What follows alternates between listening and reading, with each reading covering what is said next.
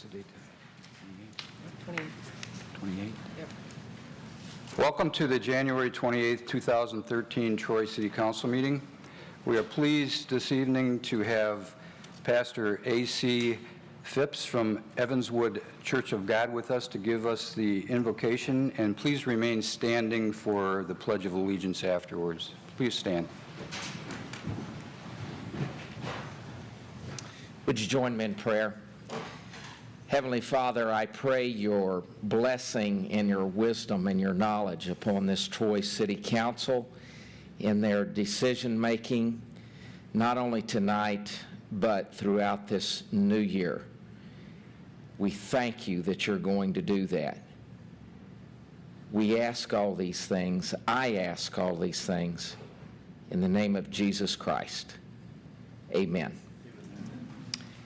I pledge allegiance to the flag of the United States of America and to the republic for which it stands, one nation, under God, indivisible, with liberty and justice for all. Thank you, Pastor. The Troy City Council meeting is now called to order. The roll call, Ms. Bittner.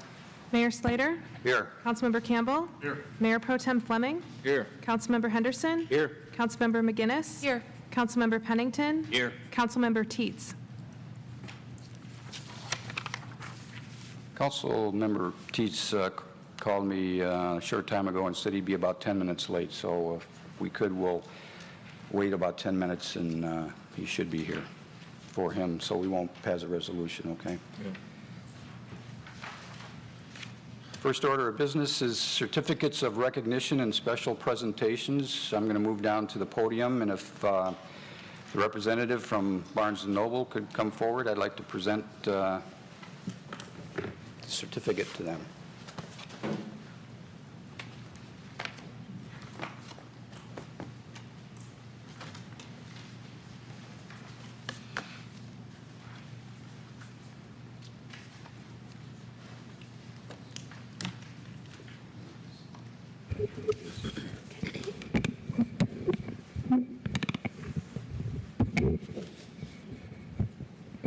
I have a certificate of recognition that I'd like to present to Barnes & Noble, and it includes this. In recognition for your partnership with the Troy Public Library, the City of Troy thanks you. Barnes & Noble supported the Troy Public Library by holding a holiday fundraiser from November 26th to December 2nd, 2012, and holiday book fair on December 1st, 2012. A percentage of the sales generated by people shopping at Barnes & Noble store nationwide and online during this special week came back to the Troy Public Library with the amount of $1,370. Troy extends sincere appreciation to Barnes & Noble for their continued partnership with the Troy Public Library. Barnes & Noble is an inspiration to the Troy business community. This 28th day, 2013, by myself. And thank you so much.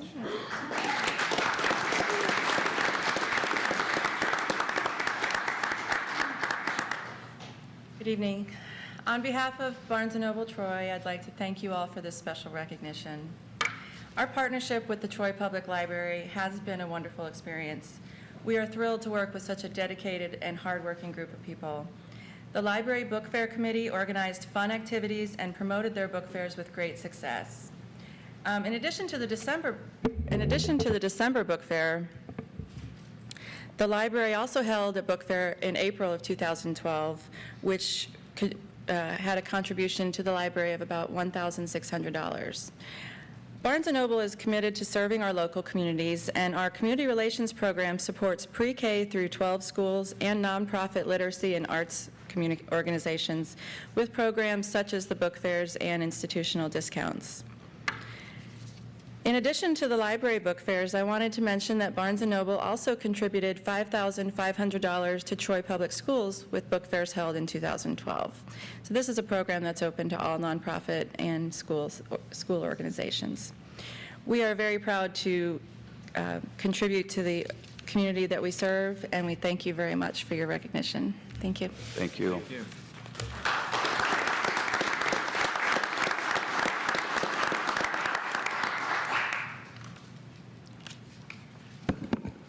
Our next special presentation is information from Ashish Mahajan, President of the Troy Library's Teen Advisory Board, on their group's mission and goals.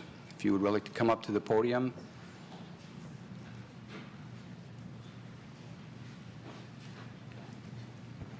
Welcome. Good evening. Good evening. Respected Mayor and esteemed members of the Council, thank you for giving me this opportunity this evening.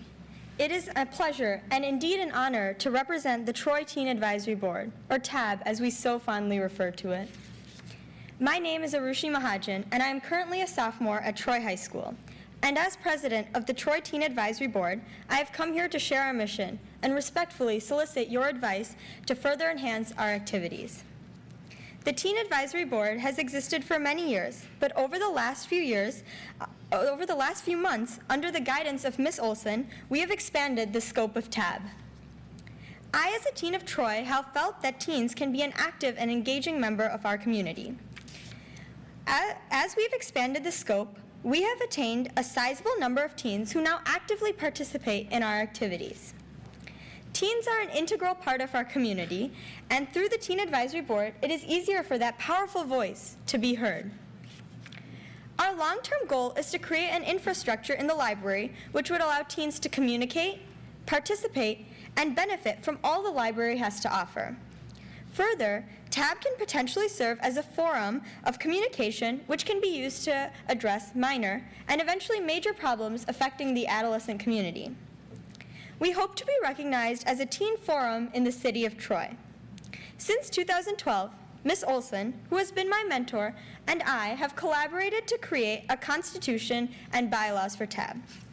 I would like to take this moment to publicly acknowledge Ms. Olson and express my gratitude to her. She has been extremely supportive of TAB and all of its endeavors. TAB now has a formal structure with a president, vice president, secretary, and marketing officers.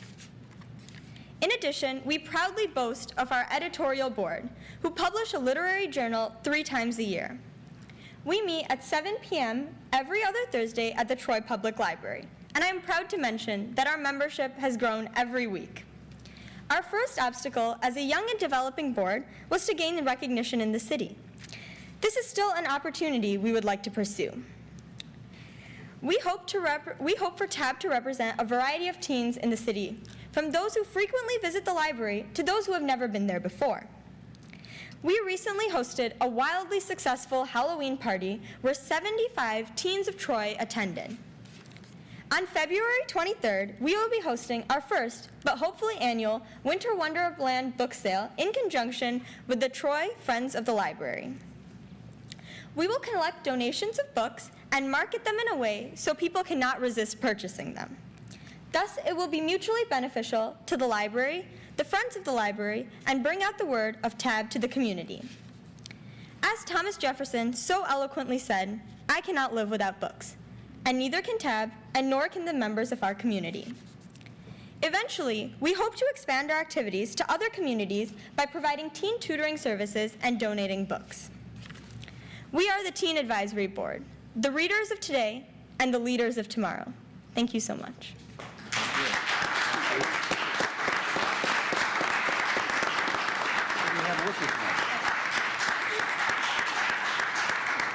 My name is Vanya Nogas. And my name is Sonia Padmanabhan. Welcome. That might be the best speech that we've had this year.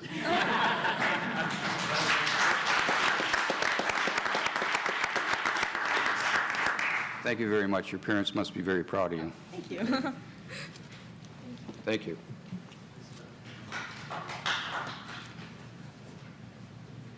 Next order of business is a transit center update by Glenn Lapin, the Economic Development Specialist. Good evening. Good evening. That's a tough act to follow.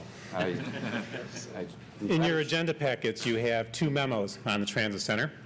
One is from City Engineer Steve Andette, which covers construction activity. And the second one covers a variety of other issues related to the Transit Center. What I'd like to do in the next few minutes is to cover some items related to business opportunities in the Transit Center. As construction proceeds, city management continues to work closely with the Troy Chamber of Commerce on identifying business opportunities to support the operation and maintenance of the Troy Transit Center. With the departure of Michelle Hodges from her chamber position, John Tagle is the chamber's representative on business opportunity matters. John is also a member of Troy's Planning Commission. The current estimate for transit center operation and maintenance costs is $36,000 per year. An itemized breakdown can be found in your meeting packet as well. The lease agreement being finalized with Amtrak provides that Amtrak pays their proportionate share of operation and maintenance costs. So, if Amtrak is the only user, Amtrak's proportionate share would be 100% of these costs. As other users of the station building emerge, Amtrak's share of costs would go down as part of the operation and maintenance costs would be paid by others. An Amtrak lease agreement is expected to be ready for council review in February. The marketing firm, called Marketing Associates, is assisting city management and the Troy Chamber of Commerce in securing business support for the Troy Transit Center. Marketing Associates has significant expertise in marketing campaigns, identifying business support opportunities, and selling naming rights and sponsorships. The company has previously worked with the city in developing a communications strategy, including developing the City of Troy's newly launched website. Marketing Associates is helping to identify marketable business and sponsorship opportunities, communicate demographic information to support a business case for transit center sponsorship opportunities, and produce an offering proposal to businesses. Consulting fees need to be negotiated, but it is anticipated that fees will be paid from sponsorship revenue generated. Selling naming rights for the Troy Transit Center is a potential component of generating sponsorship revenue. There has been some preliminary local interest in purchasing naming rights. There are very few national examples of where naming rights have been sold for transit centers, and there's one example in your packet in Pennsylvania. More information on that is found in the packet, and you can read the article. Additional guidance from City Council will be needed on the issue of naming rights as we go forward. Of course, successfully marketing sponsorships and business opportunities for the transit center depends upon facility usage and visibility. Annual Amtrak station usage numbers have just been released. For the 2012 calendar year, 20,233 passengers boarded or deboarded the train at the existing Amtrak platform in Birmingham, and that occurred without any passenger facilities associated with the Birmingham stop. For the entire Wolverine Amtrak route from Pontiac to Chicago, 2012 ridership was over 495,000 passengers. This is an increase of about 8,000 passengers over 2011. The Wolverine route generated about $18.4 million in revenue for 2012 for Amtrak.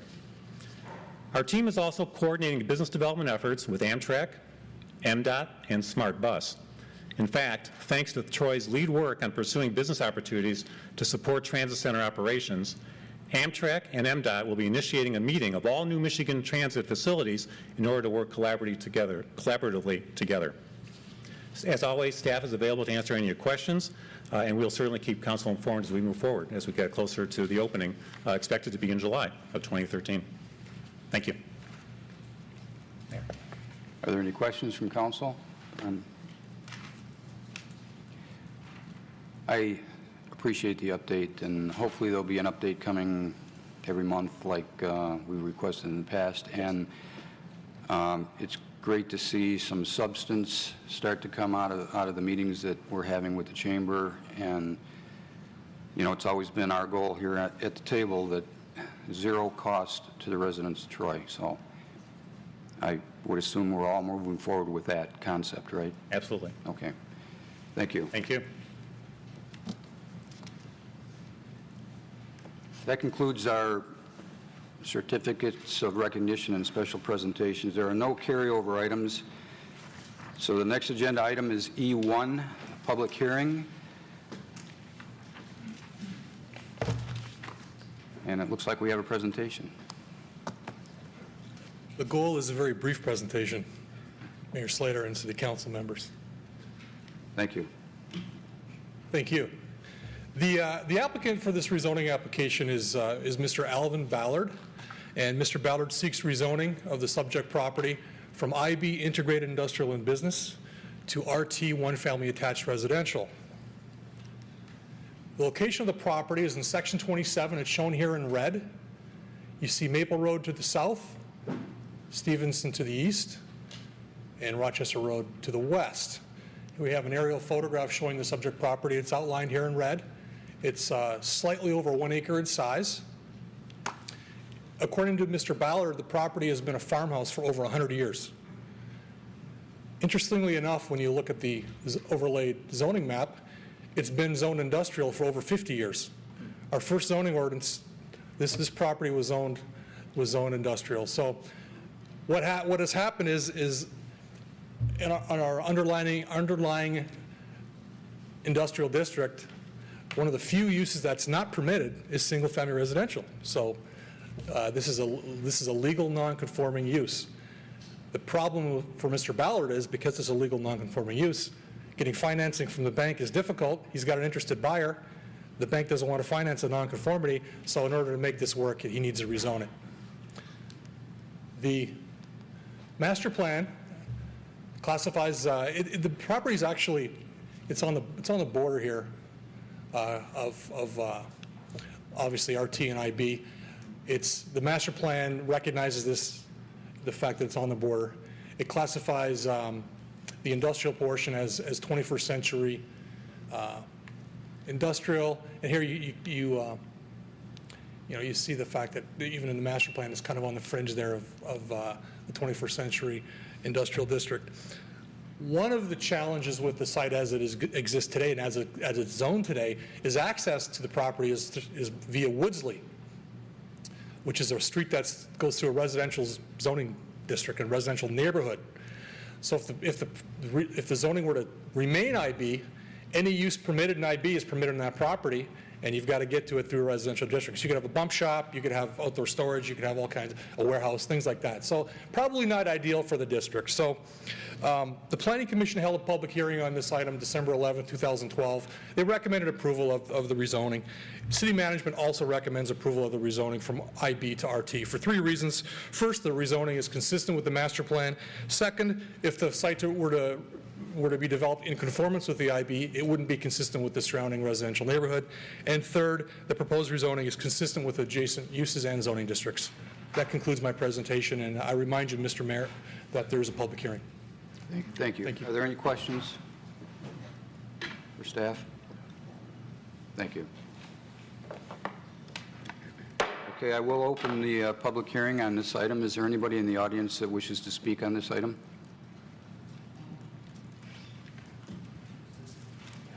Mr. Peters?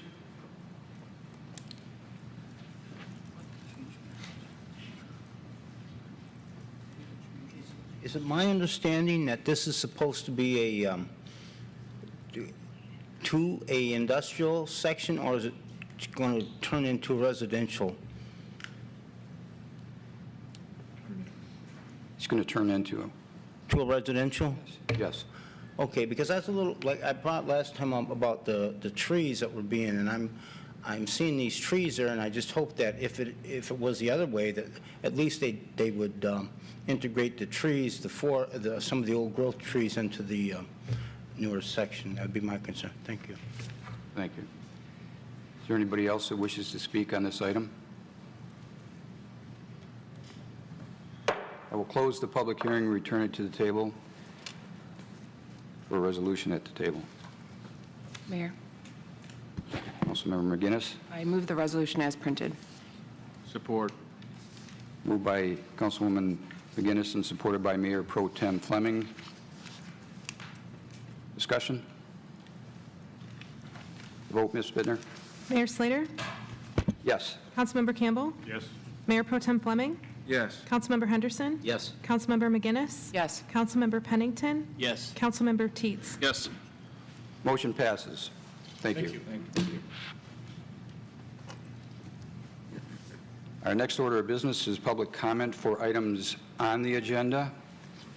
If I could remind the citizens that plan to speak at either of the public comment sections this evening, please review the rules and regulation portion of the agenda, as we will be strictly enforcing those rules.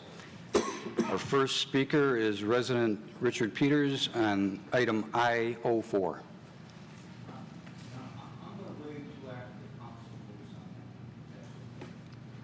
You don't wish to speak at this time? Yeah. Okay. Our next speaker is resident Sue Martin on item I-5.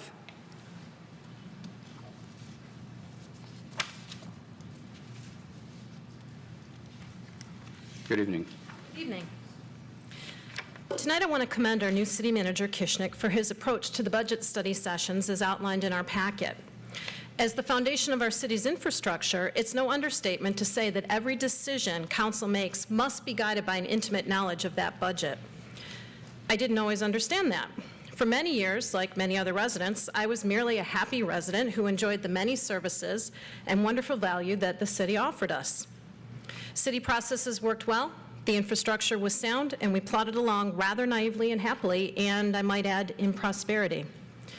We all know that as the nationwide picture began to worsen, several ideologues tried to apply their national rhetoric to our local successful machine. Misinformation was spread, facts were skewed, unrest settled in. And thanks to several very loud and repetitive voices that kept repeating things,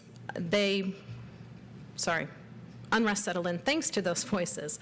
Those voices favored an approach that seemed to focus solely on lowering already low taxes and making drastic cuts, refusing to see the larger picture and the delicate give and take balance of all that goes into making the budget work and the city run well. That unrest, most especially as it concerned our library, brought me into the issues of Troy to learn and advocate for this great city. Now, 2 years later, I can proudly say that it's been well worth the effort. My colleagues and I restored an operating budget to the library, elected a fiscal conservative in Mr. Campbell, supported a fiscal conservative in Mr. Slater, and supported the successful approval of the Transit Center. With this renewed attention to the facts, I'm getting there, thanks, and commitment to excellence, Mr. Kishnick is wise to take extra time to help the council discern and analyze every aspect of the budget study process. 1 minute, please. Councilman Teets has asked for point of order. Yeah, point of order. I'm waiting for the germane comments to this portion of the agenda. I think the rules of the... Yeah, I think it's important that we don't stretch the rules here, and let's try to stay on topic, and that is I-5. And if we're going to make comments outside of I-5, then there's a section at the end for that. So can I make my comments to I-5 then? please, I-5. Okay. In your time. Okay. Okay. Again, with this renewed attention to the facts and commitment to excellence, Mr. Kishnick is wise to take that extra time to help the council discern and analyze every step of the budget study process. And additionally, with you, Mayor Slater, at the helm, we can be assured that the same no-nonsense approach to those sessions will happen, as we've seen with every issue since you've been placed in office. The last few months have brought quiet, peaceful progress back to Troy, and I will continue to advocate for any effort in that direction. Thank you, Mr. Kishnick. Thank you. Our next speaker is Dan Brake, resident, to speak also on I-5. How interesting that the library should come up. Also on I-5.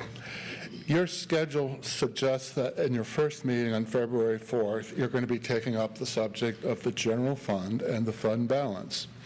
We learned from the city's audit last month for the year 2011-2012 that the city ended the year with a surplus of over $6 million for that year being the very first year that the library tax applied. That's the year that you would have closed our library for lack of money, but for getting the special tax approved in August of 2011. Here it is after the fact, when at last your financial guesstimates are subject to nationally approved accounting standards, we learn, in fact, there was this surplus. I urge you in your discussions of general fund and the balance to consider giving back to the taxpayers $3 million per year for 5 years to refund that tax. Thank you. Thank you. Our next speaker is James Savage, resident, to speak on H1 and O2C. Please let's stay on those items. I assure you, Mayor, I will. Good evening, Mayor. Good evening. Good evening, Council. H5, rules of procedure. The present rules governing public comment are more restrictive than at any time in Troy history, and I've been coming to these meetings and speaking for a long time. In the past, The only time a 3-minute rule has been imposed was because of special circumstances, and then not all council members supported it. It appears that this council is intent on stifling public opinion and have never attended meetings where the chairperson repeatedly cuts off speakers in mid-sentence. On O2 regarding the transit center, I have a photograph of a sign that says Troy facility coming 2014, 100% federally funded. Do we have a signed document that guarantees that statement? This council approved the project, and this council should provide taxpayers with an ironclad guarantee that they will not be left holding the bag. Thank you. Thank you. Next item of business is reply to public comment. Is there anyone at the table that wishes to address that? Councilman Teets. Yeah. I appreciate you make sure comments are germane for all speakers. I appreciate that, and I would encourage the public to make sure that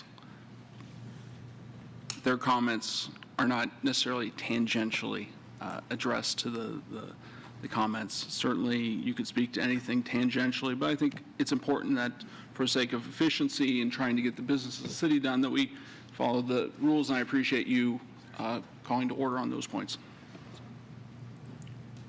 Any other comments from the table or the administration? Mr. Miller? City Manager Kishnick. I just would like to make a quick comment regarding the transit center. You have a report in your package today prepared primarily by the city engineer, Mr. Van Dett, and in that the report indicates that you know the project, the final design and construction is fully funded, and that we have not touched our contingency yet. There is a construction contingency in there, so if there are any surprises, we're prepared, and we haven't touched it to this point. Thank you. Thank you. Any other comments? Next order of business is H1, adoption of the rules of procedure. Somebody like to move the resolution? Mayor Pro Tem Fleming. Yes, Mayor. Resolved that Troy City Council hereby adopts the rules of procedure of the City Council of the City of Troy as recorded by the city clerk in the minutes of this meeting. Support. Moved by Mayor Pro Tem Fleming and supported by Councilmember Campbell that we adopt the rules of procedure as read. Discussion? Vote, Ms. Bittner? Pardon me. Oh, I'm sorry. Councilman Teets.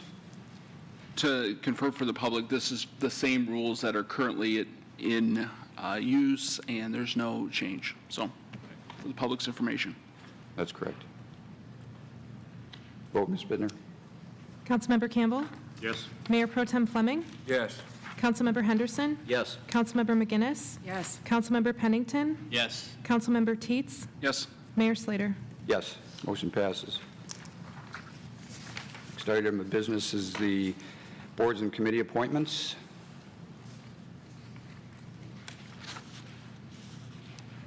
I will move I-1A. The mayor of the City of Troy hereby appoints the following nominated person to serve on the boards and committees of the Board of Review, and that would be Mr. James Hatch.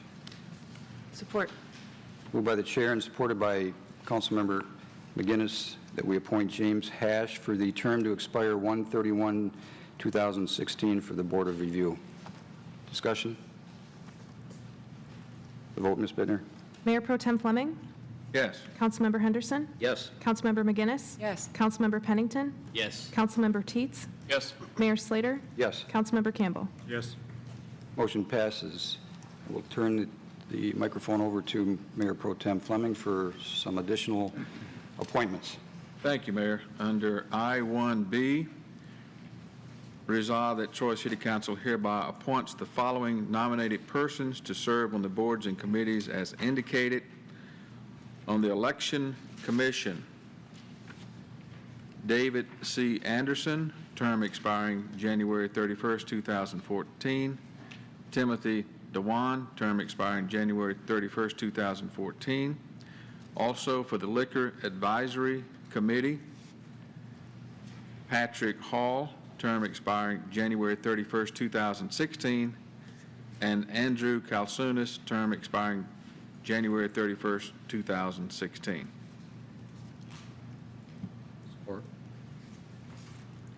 Moved by Mayor Pro Tem Fleming and supported by Councilmember Campbell that we nominate the indicated parties by Mayor Pro Tem Fleming. Discussion? I'm sorry, Mayor, those were appointments, Those are appointments. not nomination. Sorry, just to be clear. I stand corrected. Those appointments. Discussion? The vote, Ms. Bittner. Councilmember Henderson? Yes. Councilmember McGinnis? Yes. Councilmember Pennington? Yes. Councilmember Teetz? Yes. Mayor Slater? Yes. Councilmember Campbell? Yes. Mayor Pro Tem Fleming? Yes. Motion passes. Next item is I-2, Boards and Committee mayoral nominations for the DDA. Therefore, be it resolved that the mayor of the city of Troy hereby forwards the following nominated person to serve on the Board of Committee as indicated for the next regular city council meeting, the Downtown Development Authority, for the term that expires 9/30/2016, Dennis Bostic.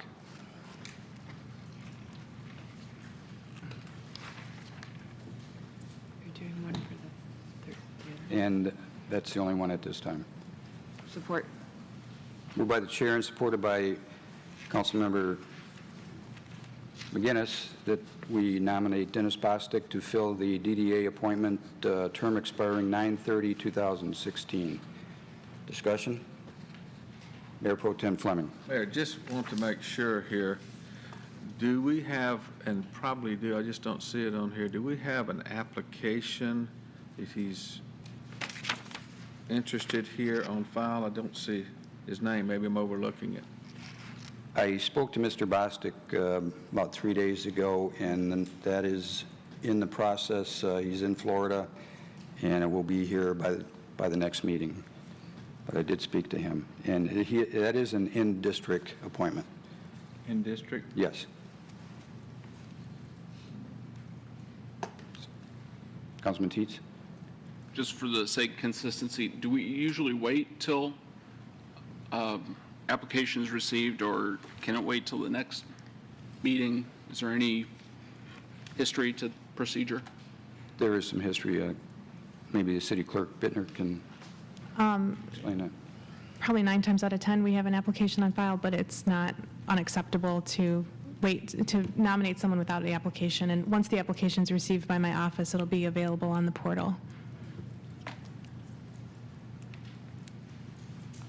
I was going to wait on this, but I thought it was imperative that we get that seat that was vacated at the last meeting, because we are going to have some important meetings with the DDA very shortly.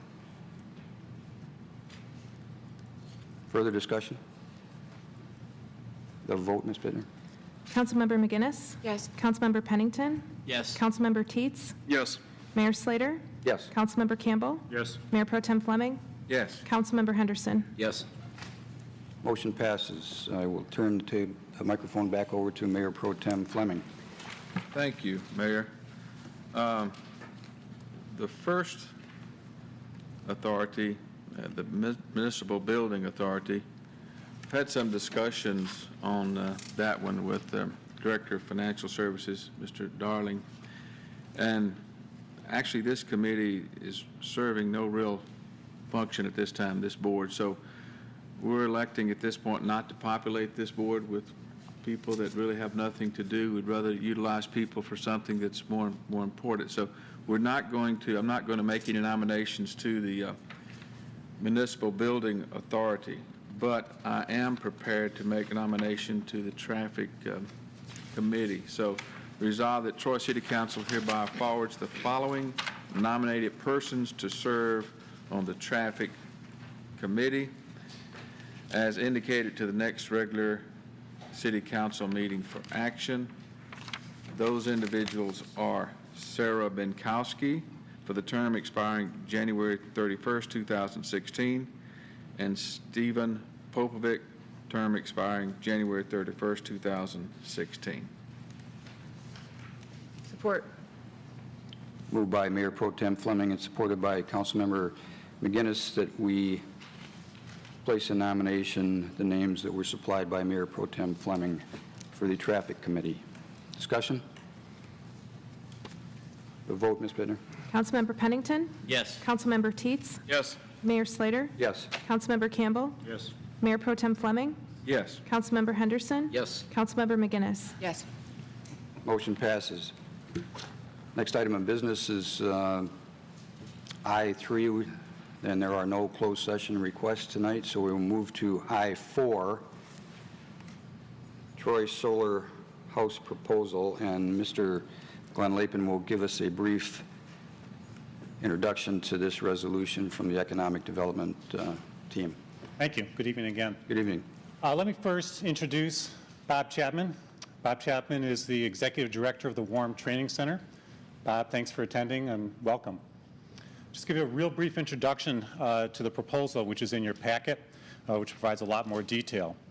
You may recall that in 2007, the solar house was designed and built by Lawrence Technology University students, and it was designed for the purpose of showcasing a prototype facility that depends upon solar energy for its use. That facility was entered into a national competition in Washington, D.C., known as the Solar Decathlon. Following that Solar Decathlon event, the house was acquired by the Troy Chamber of Commerce and subsequently donated to the city of Troy. The house was relocated to its current community center site to be used as an educational resource on renewable energy. Due to ongoing maintenance issues and limited city resources, the solar house was never fully utilized as initially proposed. In an effort to better enable the solar house to meet its educational objectives, the City of Troy is proposing a partnership with the Warm Training Center. This partnership would result in the moving of the structure to Warm's program training site at Focus Hope in Detroit. The house would be used for educational and training purposes. And I might add that Warm Training Center is probably the state's leading renewable energy training center and educational resource, and they've done a great job, and I've known Bob for a number of years. Warm would assume all costs and liability associated with permanently moving the house to its site, along with ongoing operations and maintenance, and they will be responsible for any future decisions related to the solar house. And Council's approval to execute the agreement with Warm Training Center is requested. And I'd be happy to answer any questions you might have, and I think Bob would be available for that purpose as well. Thank you. Thank you. Thank you. Are there any questions at this time? Councilman Teets? I apologize for not sending an email earlier. What is the cost of the site restoration? Do you have an estimate? Site restoration will be done just through DPW purposes, and it's nominal. Okay. It's kind of regrading and then planting seed.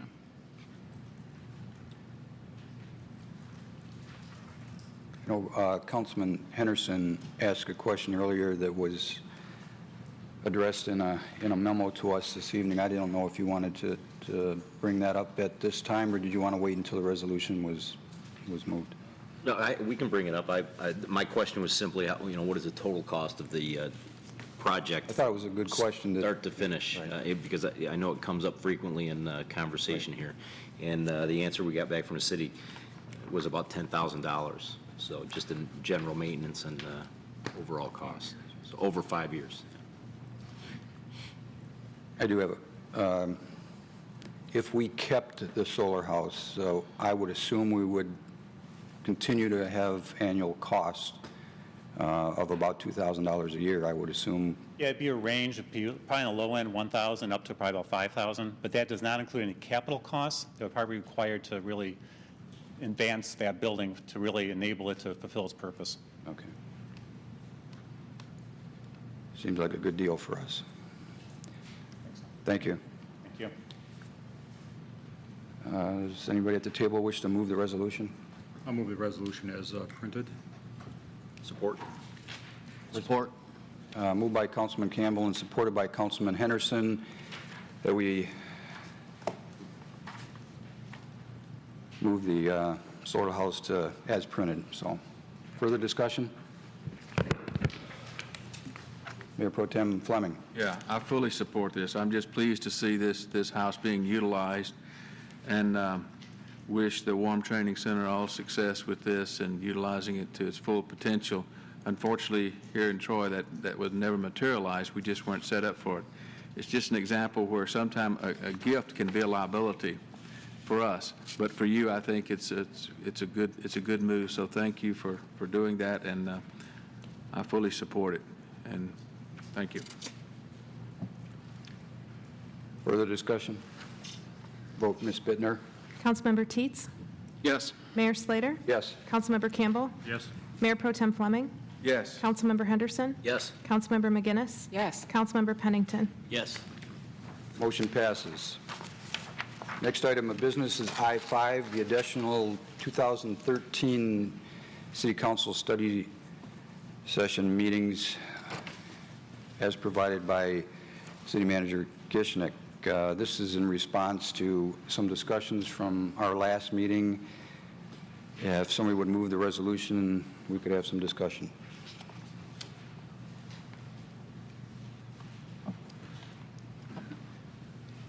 Councilman Teets? Move the resolution as printed to hold the special study sessions. Support. Moved by Councilman Teets and supported by Mayor Pro Tem Fleming that we have the additional dates set in stone, I hope, for our study sessions. Discussion?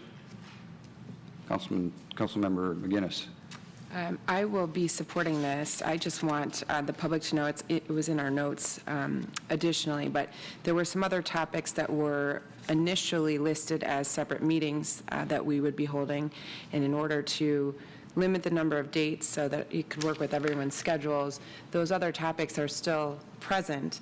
They're just going to be attached to the end of some of the meetings that were already scheduled as special study sessions. So they don't need to be included in this resolution. But as you see our agendas come up for upcoming meetings, we will still be addressing each of these topics individually. We've just kind of restructured so there won't be as many days worth of meetings. We'll just have some days that will be a little bit longer. So I wanted to point that out to the public so that everyone was aware we're still going to be tackling all of the issues we set out to tackle, just a little bit of a change in the schedule. Further discussion? The vote, Ms. Bittner? Mayor Slater? Yes. Councilmember Campbell? Yes. Mayor Pro Tem Fleming? Yes. Councilmember Henderson? Yes. Councilmember McGinnis? Yes. Councilmember Pennington? Yes. Councilmember Teets? Yes. Motion passes. See, I told you we'd do that. Next order of business is I-6, Best Value Award on Banking Services. Mr. Tom Darling, with your Director of Financial Services, will give us a brief synopsis of this resolution. Great. Thank you, Mr. Mayor, members of council. What you have on item I-6 is the results of a periodic review for best value services for our commercial banking services. An RFP was issued in September of 2012. From that RFP, we'd received 7 responses. From those 7 responses, 3 banks met our minimum qualifications. These banks were subsequently evaluated by a 3-member team representing the city's Treasury Department, Finance, and the City Manager's Office. Based on the evaluation categories of financial strength, availability of services, reporting, implementation, and fees, the review came with a result of a recommendation of Comerica Bank, which received the highest score for best value. Thank you. Somebody like to move the resolution? Mayor, Councilmember McGinnis. I will move the resolution as printed to award a 5-year contract to Comerica Bank of Detroit, Michigan. Support. Moved by Councilmember McGinnis and supported by Mayor Pro Tem Fleming. Discussion? The vote, Ms. Bittner? Councilmember Campbell. Yes. Mayor Pro Tem Fleming. Yes. Councilmember Henderson. Yes. Councilmember McGinnis. Yes. Councilmember Pennington. Yes. Councilmember Teetz. Yes. Mayor Slater. Yes. Motion passes. Next item on the agenda is the consent agenda. Anybody at the table wish to pull an item on the consent agenda?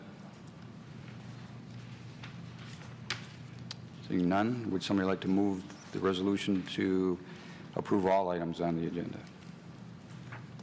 Mayor Pro Tem Fleming. Resolved that Troy City Council hereby approves all items on the consent agenda as presented. Support. Moved by Mayor Pro Tem Fleming and supported by Councilmember McGinnis that we approve all consent agenda items. Discussion? The vote, Ms. Bittner? Mayor Pro Tem Fleming. Yes. Councilmember Henderson. Yes. Councilmember McGinnis. Yes. Councilmember Pennington. Yes. Councilmember Teetz. Yes. Mayor Slater. Yes. Councilmember Campbell. Yes. Motion passes. Next item of business is memorandums and future council agenda items. Any discussion on those items? Next order of business is public comment for items not on the agenda. Our first speaker is resident Rhonda Hendrickson.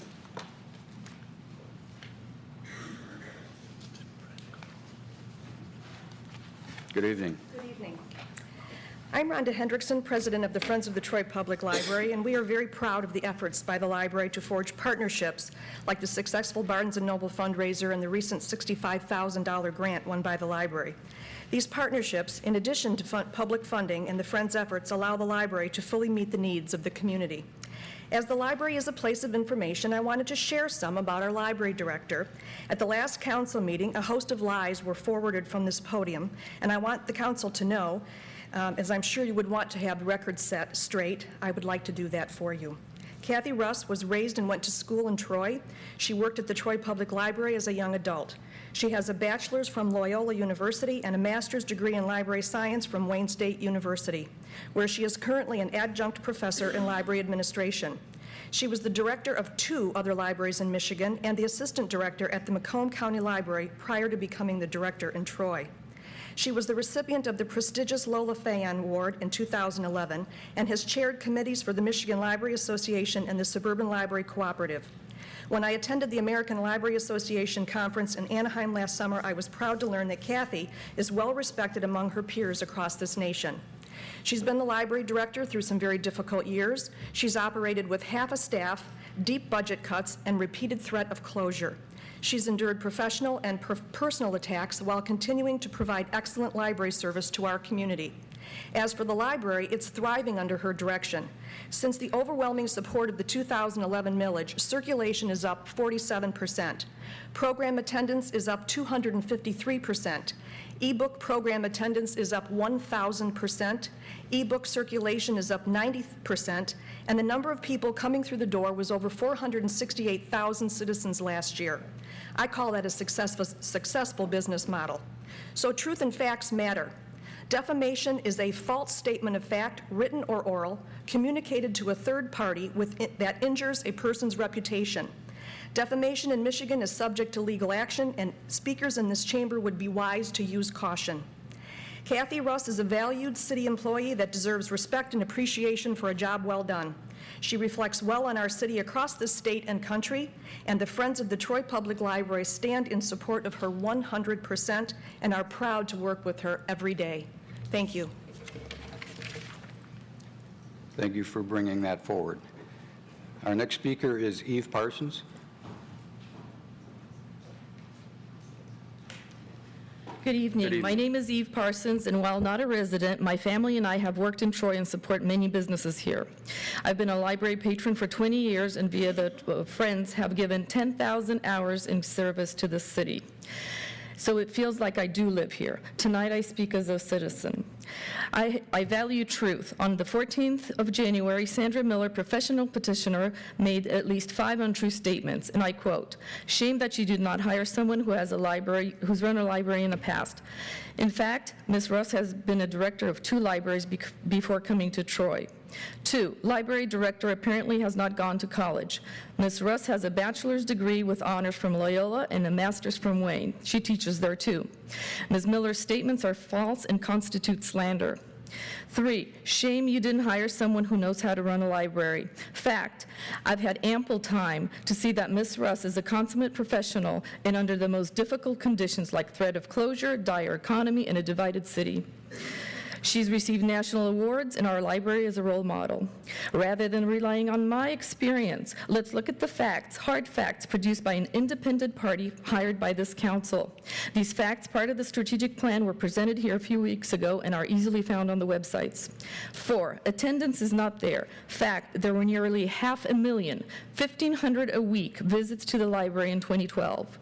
Miller could have learned this fact had she used the help of the very qualified librarians next door. 5, Troy used to be a large-scale library, now it's small. Fact, what's become small scale is the library budget with a 30% cut as dictated by taxpayers and council. Using her expertise, Ms. Russ developed a plan to run the TPL with 6 full-time staff. Here's a reality check. Southfield has the same population, yet half the circulation, but twice the budget with 28 full-time employees. Apparently, professional petitioner Miller did not get into fact-checking or accuracy. Miller stated that she was also asked to leave the community center. Perhaps her issue is with city policy, not the library. With personal financial gain at stake, it appears Miller is desperate to secure access to busy sites to collect signatures for pay. Finally, her allusions about an ACLU complaint. Let me say this, with free speech comes accountability and responsibility, and Miller has not fulfilled this obligation. It was disappointing that not a single council member took the moment to set this record straight on the 14th. Such omissions keep misinformation alive and create confusion, especially during budget time. Letting false, slanderous statements go freely pollutes the quality of discourse in these chambers and keeps the community from moving forward. I urge the council to raise the quality of dialogue at these meetings by implementing some guidelines. Set the expectation for fact-based statements, or set the record straight yourselves. A full retractions of these slanderous statements and a public apology are now due to Ms. Russ. I look forward to a more positive tone at these meetings. Thank you. Thank you for bringing that forward. Our next speaker is Cynthia Wilshire, resident.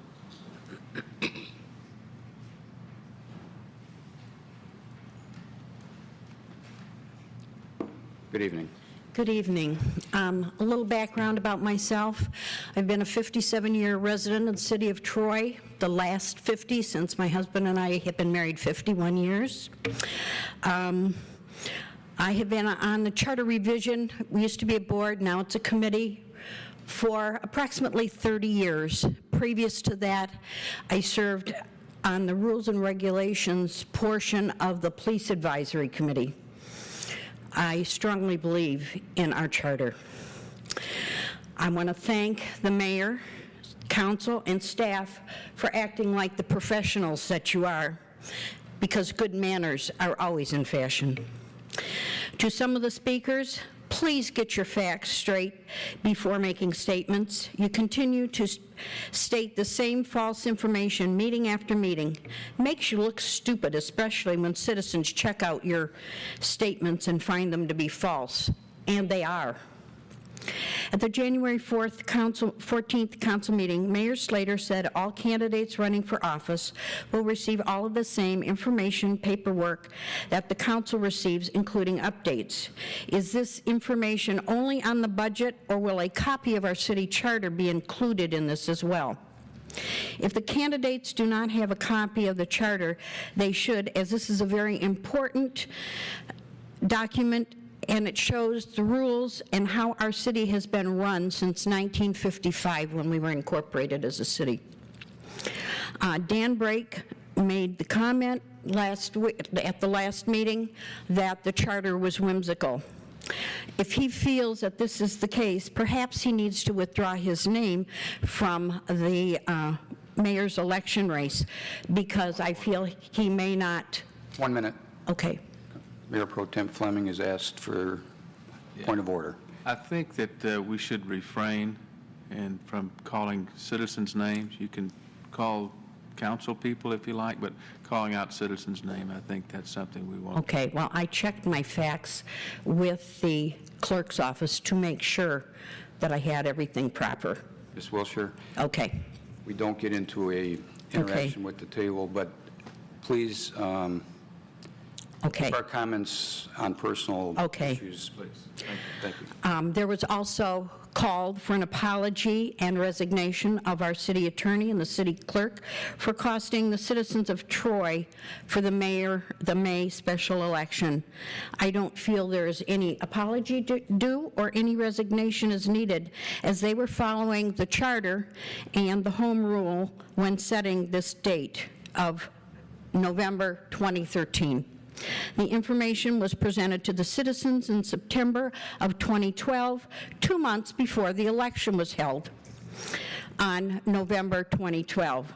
All of the information was included as to when everything was to be done so that the election would not cost the taxpayers any additional money, as the November 2013 election was a regular scheduled and not a special election.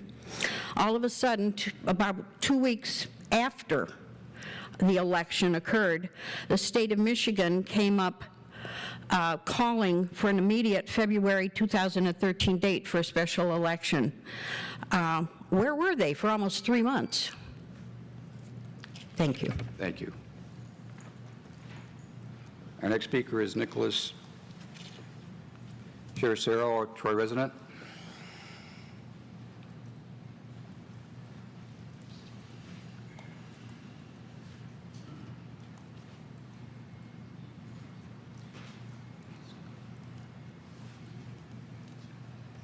Good evening. Good evening. In December, I requested a Freedom of Information Act.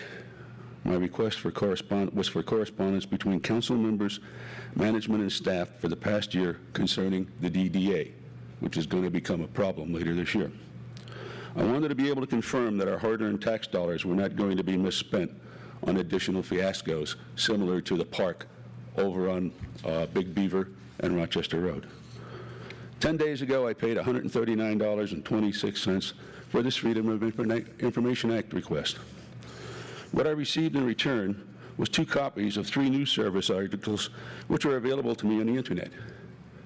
I don't think those 14 pages needed to be considered FOIA materials, and in addition, I did not ask for newspaper articles.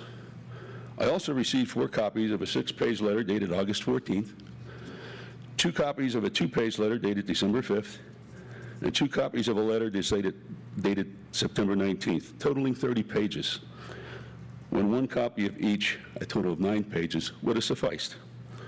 In addition, I received 2 copies of a 1-page email from City Manager Kirschnick calling for a meeting, and a 14-page DDA budget package, which is also available online.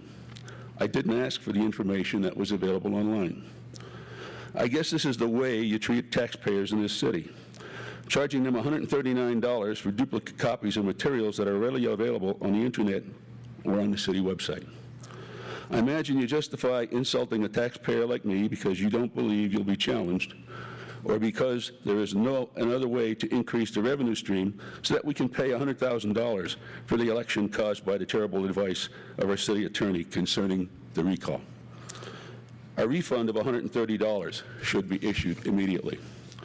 And Mr. Kirschnick, if this city clerk and city attorney are examples of the employees you have in your staff, may I suggest that a house cleaning in the city administration is in order. Thank you. Next speaker is Richard Peters, Troy resident.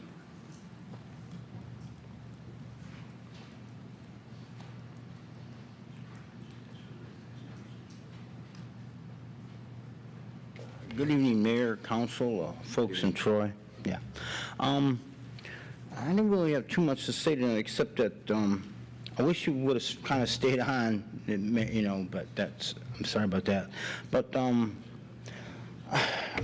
The one thing I've been bothering me a little bit was this cross that's been on 18 Mile Road here. It's been sitting there for about 2 months, and it has this picture of Mom on there. And, you know, I'm sure we all share the bereavement, and I think it's probably at the high school, but, you know, I believe in a democracy instead of a theocracy. I don't want to put it in those terms, but you get the drift of what I'm saying there. Also, I know my friend Lori Bloom is going to be criticized a lot, but I do think the previous woman, she talked a little bit about the city charter, that I think she was obligated by that. And I also believe the council, I believe Mr. Fleming was here discussing that one night about the confusion of the elections, how they were supposed to go. And so I'm not sure that it's, you know, what everybody's putting it up to be. Also, I would hope that our Congress takes a better look at the gun issue than they are, and hopefully the red states and the blue states can get together, and that's pretty much about it. Also, on the budget, you know, I would hope that we take a cost-benefit approach to our budgets, and the enhancement of our lifestyle would be better. But also one quick thing. You know, I know everybody wants to use guns as the issue, but in my mind, the issue is the drug war. And I feel that we've taken a long-headed approach to this drug war. I feel that that's the major cause of the tension between the suburbs and the cities and the blue states is all over this drug war. And I think if we take an enlightened view of this thing and have a more humane approach to this, and I feel that a lot of this other stuff would die down a little bit. Okay, well, so, thank you very much. Thank you. Next speaker is Dan Brake, Troy resident. Good evening and thank you. I'm afraid I'm going to be even naughtier tonight, Mr. Slater. I wish you wouldn't. I will, though. Last week, someone reported to me, and this is a person who in the past I've received information from and found it to be true and accurate. I was told that you, sir, receive a pension check every month from the city of Troy in the amount of $10,000. Who knows? Now, I spent my career managing pensions and other benefits for 2 Fortune 500 companies. I understand that's out here in the real world. It's not in the taxpayer-funded world. But I never encountered a pension benefit of $10,000 a month. In our world, federal regulations prohibit our pension formulas from considering high-salaried executives' total pay. It also prevents us from doing stuff like counting overtime and from counting things like accrued vacation and sick time when they're paid out upon termination. We generally follow a 5-year high salary average rather than a 3-year salary average, and all those things, of course, are different from what happens to the plan here. But I've never encountered a $10,000 pension in all my life at 2 Fortune 500 companies. And I'm bringing all this up because you, sir, were quoted in a newspaper article at the Detroit News last Friday saying that you've decided to re-enter the mayor race after telling us for 2.5 months that you were going to be out of it if your city attorney lost that court case on the date. Because in the process of being interviewed, you told the reporter you're in the race for what's good for residents, what's good for businesses, and what's good for our employees. Is a $10,000 a month pension a good reason to be in it for our employees? I don't know. I think it's something the voters should learn more about before that May election date. Thank you. Our next speaker is James Savage, Troy resident.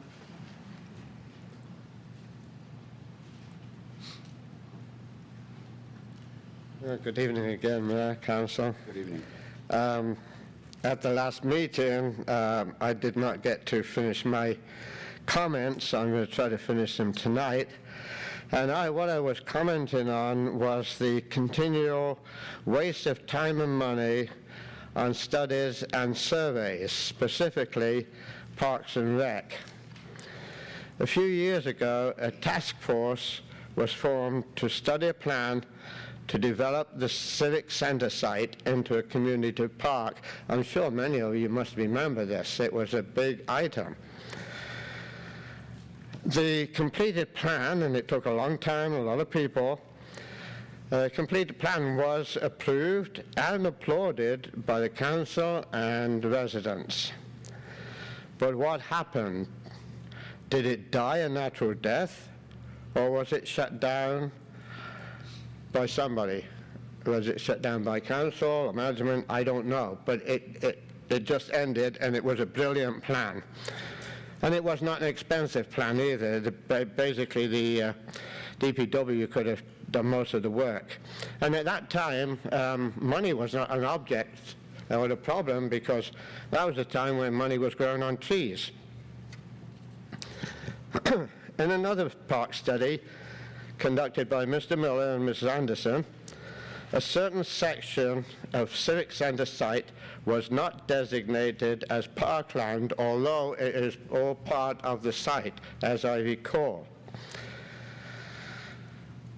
And it was a little strange why that certain section, except as I recall, it was the section that was designated for the stadium and the convention center. So I have a few questions, and I really would like to get the answers on these because they're very specific. First of all, what is the total cost of the Pleasant Park survey, including staff time and expenses? Why was the Civic Center Park plan abandoned? And it was abandoned. What happened to it? Somebody must know what happened to that site. I know people, that plan, I know people who were on the task force. They worked very hard for the task force, and everybody applauded it. I don't know whether anybody on council now remember that. And also, is that section of the Civic Center still not designated as parkland, and why?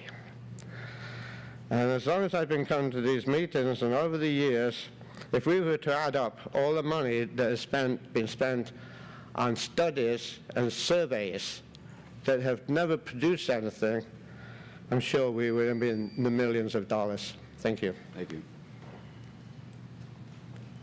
That concludes the names that have signed up to speak this evening. Our next order of business, council referrals.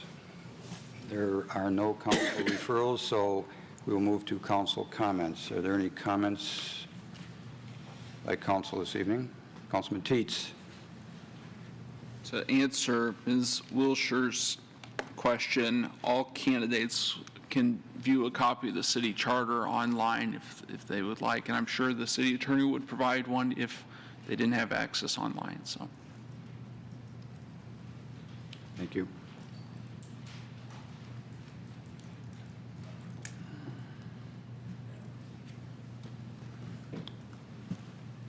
Nobody else? That next item of business is reports. Anybody on council wish to speak about any of the reports tonight?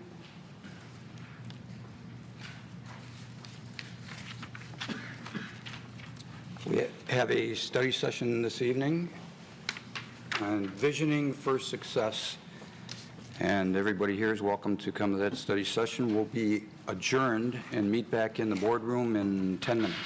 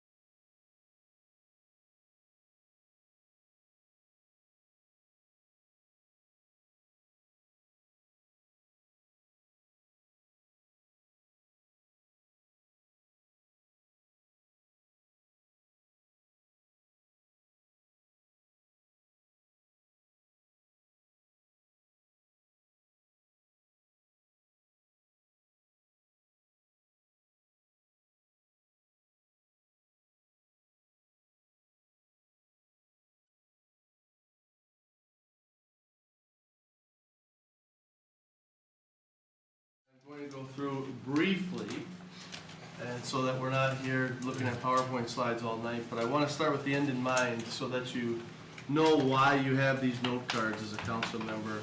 The idea is at the end of the night, after we go through the process, and it's a very informal process, you will have the opportunity to jot some notes down and an attempt to write 3 to 5 issues, areas, projects, concerns on your note card, and then we'll list them on the board and go through a quick process like you've been used to try to identify a top 10, top 5 list. So that's where we're going with this, and it's not meant, it can be a project, it can be an issue, it can be a process, it can be a generality. It's meant to get as many ideas together as we can and try to get some consensus. So when I started here in the city of Troy a couple of months ago, I asked the staff to write on a note card because I really believe in note cards and clear, concise, and succinct. How long they've been here, what year they started, so that we can celebrate their anniversary with the city, because that's a big deal, if you ask me, because you have a lot of tenured, experienced employees who are very quality people. And then what are some of the major achievements they've had in the past, and then what they'd like to see. So you're going to see some of that in the first part of this presentation, because what my philosophy is we look at what some of the successes have been in the recent past, so that we can build on those successes as we go forward. Because as I've said over and over again, I'm here to accentuate the positive of Troy. Everywhere I go, it's a world-class city. It's not just a quality city. When you think of Troy, you think of high quality. And regardless of some of the issues out there, and there are issues, we all know that, these are very, very talented employees here who really care about getting the best out of what they're doing and the people that they're working with. So with that, I want to say there is absolutely no way I would be able to put this presentation together and put these pictures and make it look so nice, pretty, as Mr. Councilman Member Campbell says. Justin is here from our office. He's an intern. He's done a great job. And I give him all the credit.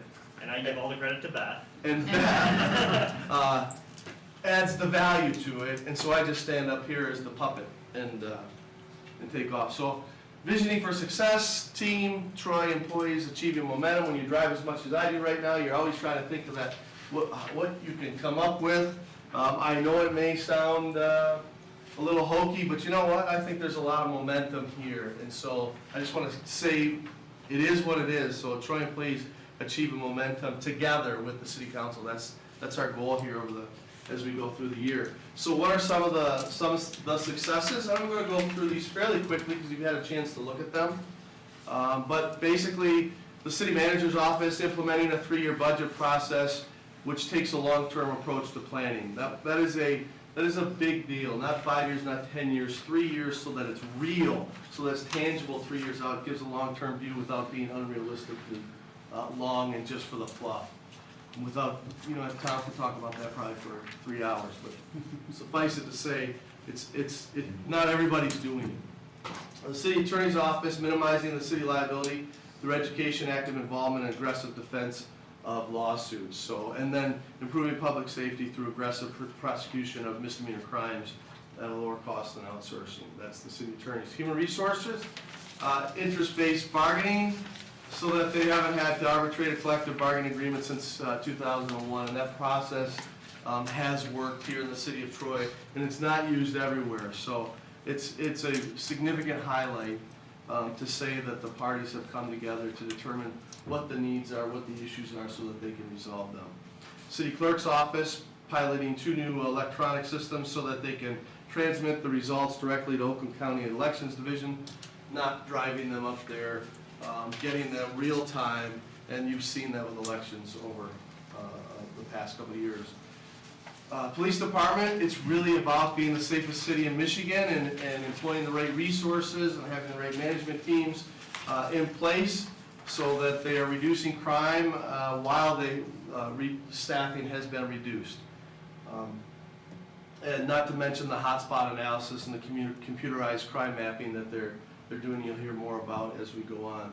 The fire department, and we met with them, a few of us, the 6 representatives and the chief last week, and the fire department maintaining the volunteer fire department, which is absolutely unheard of, and you all know that, and yet continuing with the quality and obtaining a class ISO rating of 3. That's very impressive and certainly helps in your insurance premiums, whether you're a business or a residential.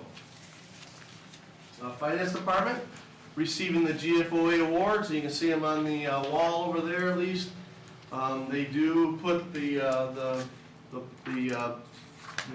projects together, the reports together so that they're readable, so that they mean something, and so that they receive the award. So certainly helps your bond rating by demonstrating their commitment to financial excellence. They also implement a new world, which is the integrated financial software system, which IT had a big hand in, as we see later, which really aids in the budget preparation as well as the monitoring throughout the year, as I think Tom has talked about a little bit in the recent past. The assessor's office is the 3rd highest tax base in the state, only behind Detroit and Grand Rapids, with a 60-40 residential commercial split, 6,000 personal property parcels in Troy. That's a lot. Level 4 assessor, which is the highest you can have, and almost all the others are level 3. I was a level 1 and assessor, and that's about as high as I wanted to go. Purchasing department, the Mitten system, which Troy is a founding member, automated a substantial part of the bidding process, so it allowed them to go from a 4-person department to 2-person. Through those efficiencies, it doesn't maintain a vendor base. Certainly has been nationally recognized for their purchasing excellence, and Susan does a great job in purchasing, and that's one of those hidden functions that you hope goes well. You only hear about it when there's a bidding dispute, right? And she does a wonderful job. IT, again, implementing the New World Financial Systems, which is internal. Economic Development and Community Affairs, which I think is one of the highlights of the city. And some of you may have seen the presentation or the meeting we had last week, where we had 4 different businesses in here, and they all were talking about job connectors, and they all, 3 out of the 4 made a connection with a purchase I heard today from them, and they didn't even know each other for the most part, and that happened right here just as a matter of putting a city manager's roundtable. But this is the Economic Gardening Advisory Committee that has the key partners, guide the program and help connect Troy to the resources they need, as well as the new website design and implementation, which is getting very, very good reviews. Recreation Center, just because I want to just put it out there, everyone knows the Recreation Center. Every town in Michigan, and that's quite a statement, but most towns in Michigan want a recreation center, especially like the one you have. Most can't do it. Many of them try, though. But it is a very impressive community center. Also, the Recreation analyzes cost structure to develop a net zero programming cost, to look at the recreational activities to make sure that they're breaking even, that they do pay for themselves. So if you have a cricket league, it pays for itself at the end of the day through fees. And when you look at the numbers, and when Tom and I looked at the numbers when we did our internal review, that's happening. It's very close to a net zero number when you just look at programs, and that's not typical. Recreation is one of those activities that's typically subsidized through the general fund. The department outsourced management of the golf course. You all were part of that to Billy Casper Golf, and that's certainly a great privatization. Partnership. The library, as we heard tonight, developing the strategic plan after the millage, which is a very professional approach to now look at the user experience, increase awareness of the library and its vibrancy, and build an infrastructure for community support and partnership. It did win the award for the 10th best library in the United States, and when I go over there during the day, whether it's at lunch or right before, right after, it's heavily used. and so she's doing a great job. The planning department, and we're going to have a presentation on this a little later, right, guys? I asked the question, I heard the comment, it doesn't seem like Troy's friendly to business, somebody said, willing that to help out. And so I just wanted to test that, and they put together a presentation. We're going to come to you with that to see all the things that the city of Troy has done to be open to or receptive to business. Now, that doesn't mean it's always a yes. It means that yes means we have to get to yes, you have to do it right, but we're flexible. And that's what you've done with your zoning ordinance, encouraging redevelopment through mixed-use development and creative uses that were previously restrictive. And that's what the idea that they have put forth to create an environment for investment in Troy. And then the culture. Engineering, they're really proud of this. The infrastructure improvements, and I know the PACER ratings just came out, and I know you hear about them a little later. Tonight's not the time to do that, but 32 major road construction projects since 2000, covering Big Beaver, Rochester, Livernois, Stevenson, Maple, Long Lake, and others. And then there's 5 major projects on the way. That's a significant investment in your infrastructure. And as you heard the governor talking about, whether it was Governor Engler to Governor Snyder, it's roads, roads, roads. It's always that, and so the investment in roads in Troy has been significant. Fleet maintenance has a 98% ready to roll rate, and not to mention it has 13 in-source clients that it does business for, which is pretty cutting edge and utilizing the resources of that department to help the other municipalities in the surrounding areas. And to cut overhead costs, spread overhead costs amongst many users, not just the city of Troy.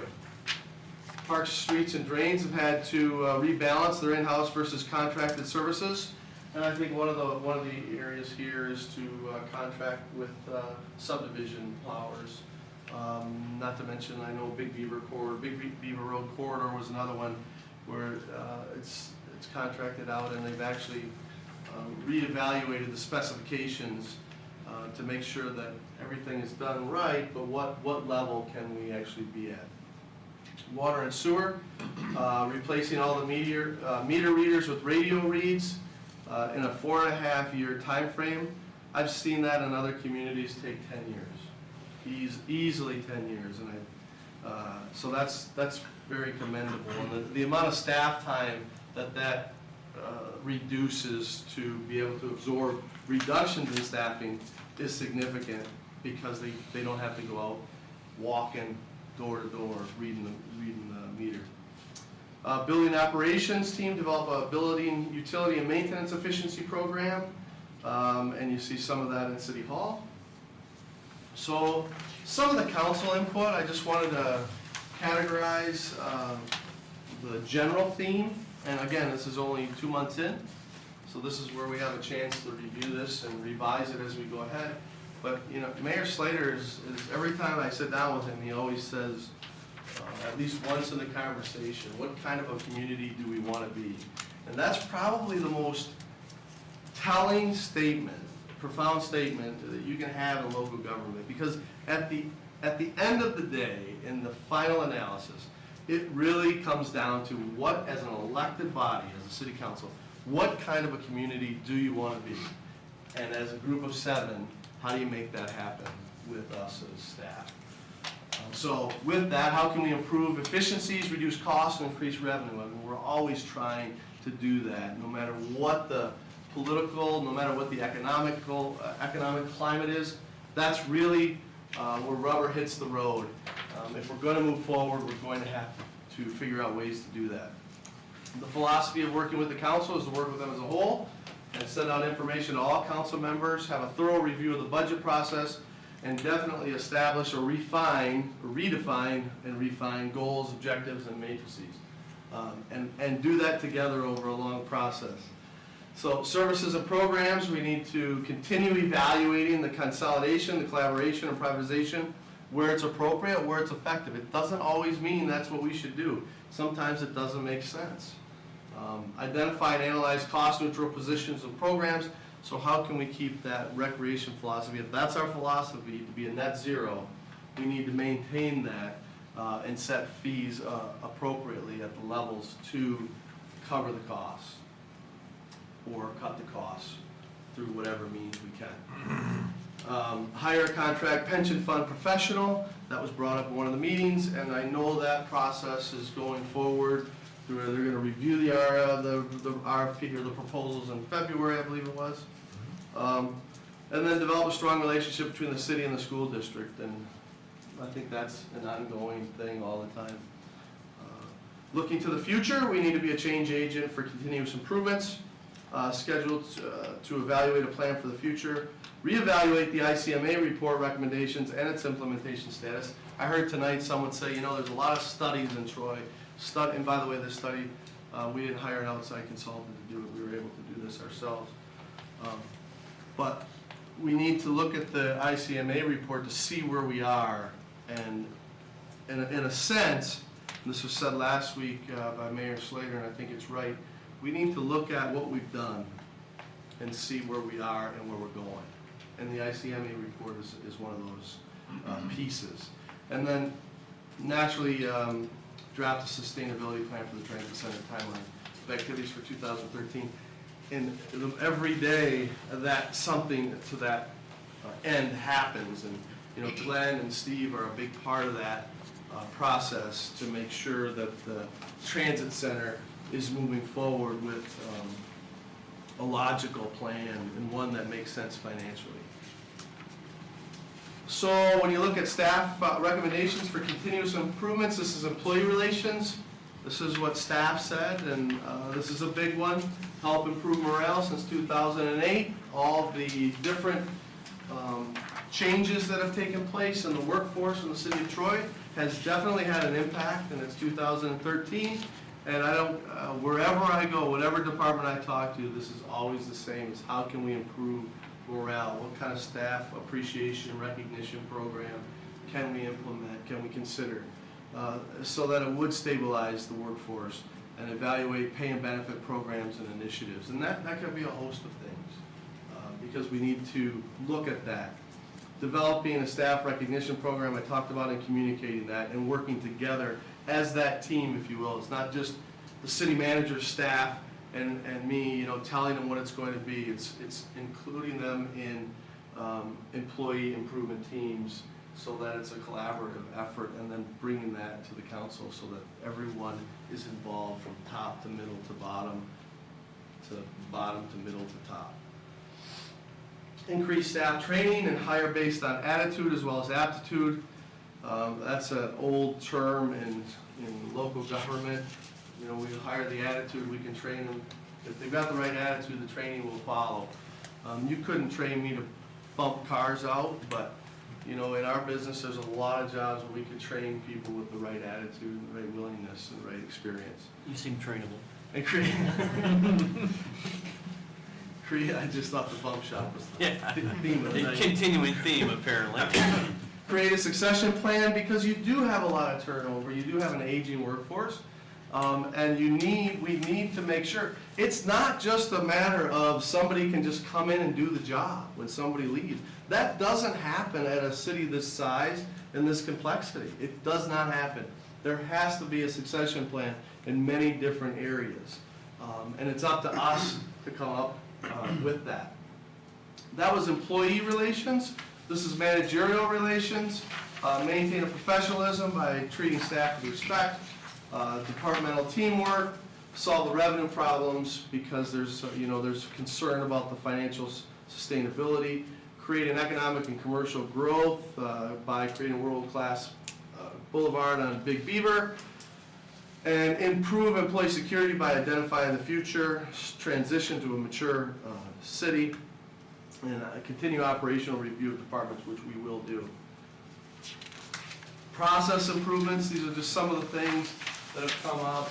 Online processes for departments, record storage, capital improvement plan, which Mark and his team are working on, I think, and Tom have done a lot of work on a CIP plan, which you haven't had, which is amazing. And so that's going to be a initial shock and a lot of work, but after it gets rolling, it'll be something that's very positive. Explore more co-op purchasing and continue field device implementation, and use electronic systems, basically is what the bottom's saying, for process improvements. It's just that simple. That is the nuts and bolts of 15 minutes of where we've been and what we talked about. And let me just start without taking some thunder, but I'll just start by giving you 2 examples of things that you may consider writing down on a card. Because it's a top 10, I'm sure they will be on the list. The one, at least, is the number one thing that came up tonight at the council meeting is definitely the DDA bonds.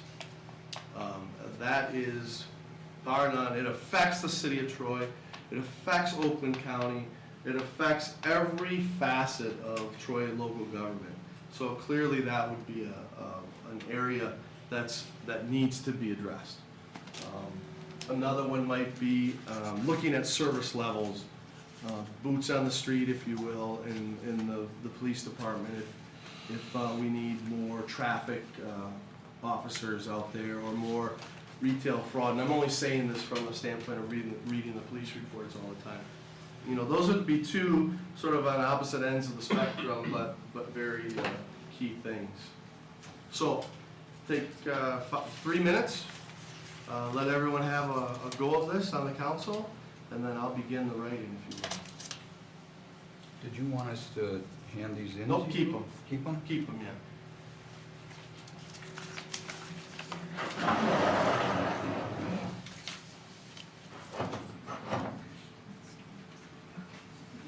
I'm done.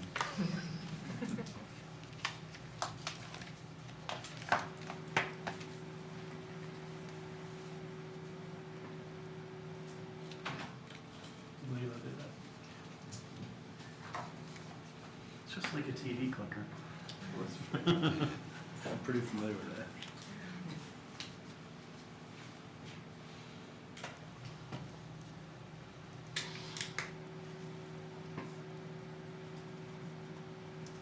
While they're writing, did anyone have anything to add to that quick review? Justin, did I miss anything? Nothing to come offhand. Mr. Kishnick, while we got a lull in the TV here, and I'm done, so. I think, just to start off the discussion, one thing that I've seen since you've been on board is the communication. You give us weekly reports telling us what you're doing. This looks like a prelude to the budgeting. It only makes sense to find out what your top 10 are before you decide how you're going to spend your money. And I see that this is the start of the budgeting to see what we feel we need to address as far as money. Can we change some things that have gone on before and things like that? So this looks like a perfect introduction into the budgeting sessions. Right, yeah, thank you, because I should have started with that. This is where we lift off together, by the way. And then we go to the next step, which, I caution everyone to be calling those budget meetings the next round of meetings. While they are definitely, financial and operational, they're not the budget process, if you will. They're meant to be step 2, to be understanding all the different departments and operations within them and what it costs and how many people are in there doing it. And then, you're right, then we go into the budget. And how can I put together a budget with the staff if we don't have some basis, or at least some input from the city council?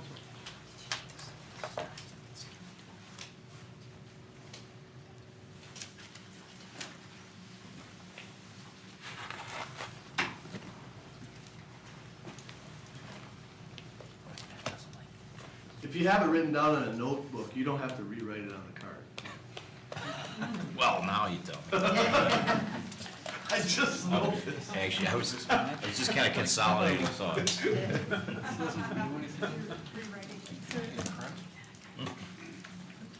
All right, is everybody ready? Councilmember Teets, are you ready, or? Yeah. You came ready. I'm ready. You want to go first? Yes. So I think one thing we need to do is evaluate the effectiveness of the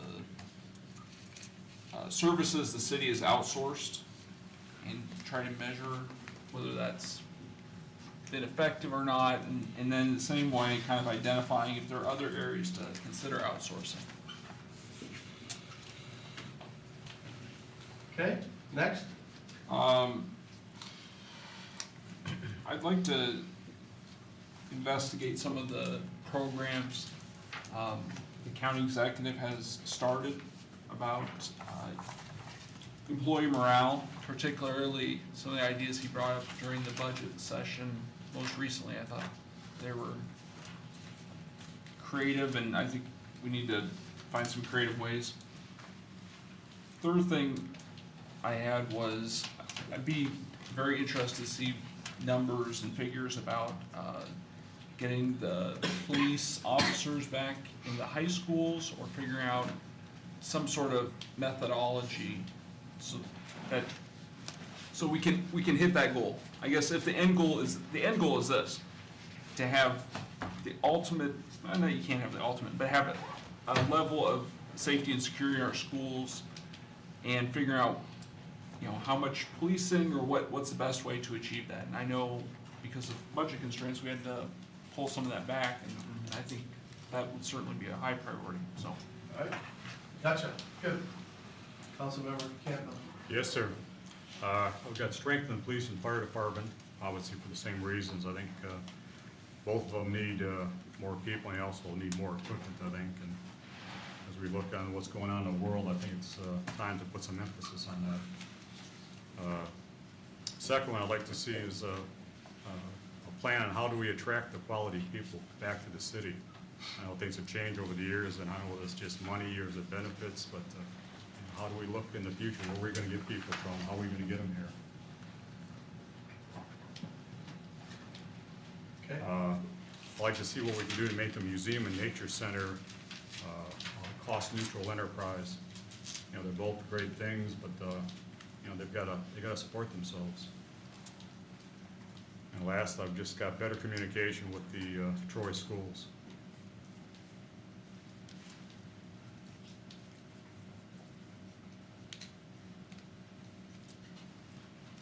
All right.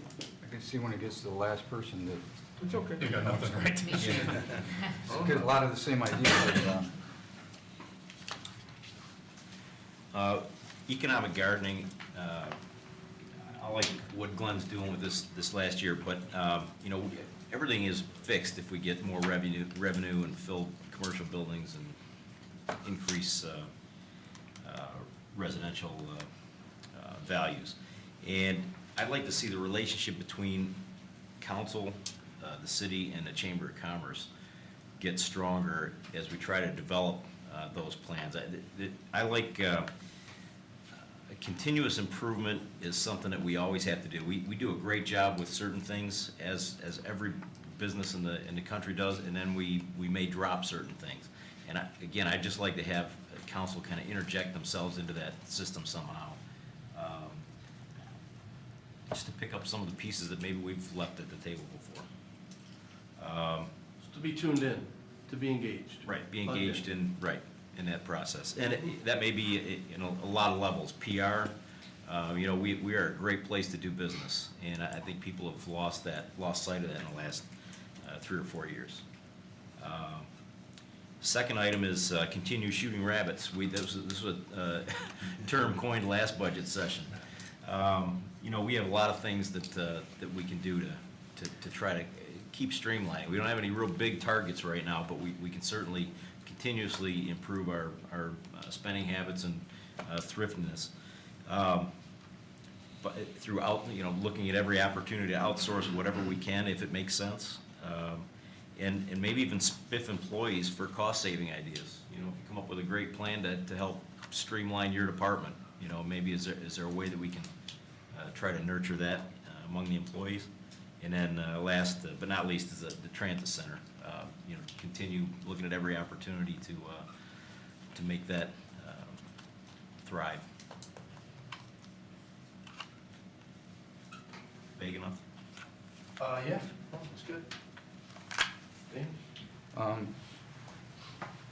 Well, I know you brought it up, and I think it should be up there. I think the DDA bonds, I'm sure that was on everybody's list, but we might as well get it up there because it's probably one of the more important decisions that's going to have to be made in the next months.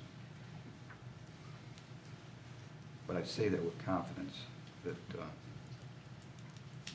we have a good team that's putting together some ideas.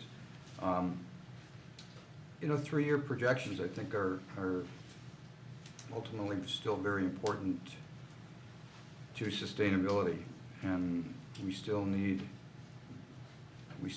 to continue that. We know that year to year doesn't work anymore, so we need the 3-year projections.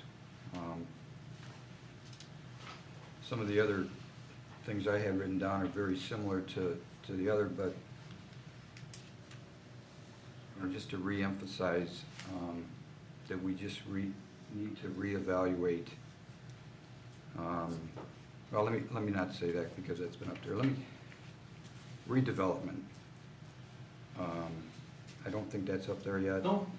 And we're not going to recover as a city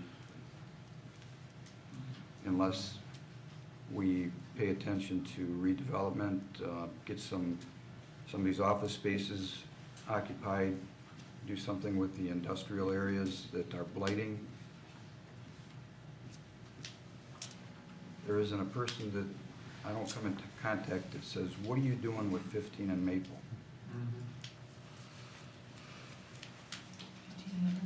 I'm sorry, Maple and Limerence. I think everybody knew what I was talking about. That Maple Quarter. Yeah. And we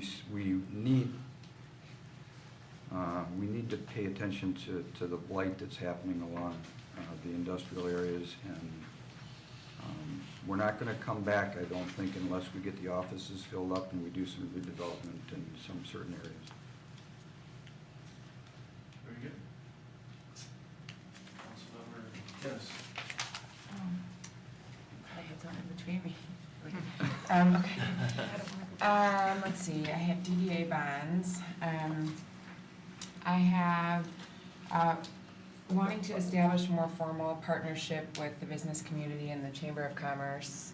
So I know we're on our way to doing that, and I'm glad to see that the business roundtables are going to continue, but I'd like to maybe see us build on that and try to establish a formal partnership so we've got easy access to communication with the business community and the chamber. I would like to see us finish a major undertaking that we started with our board and committee restructuring.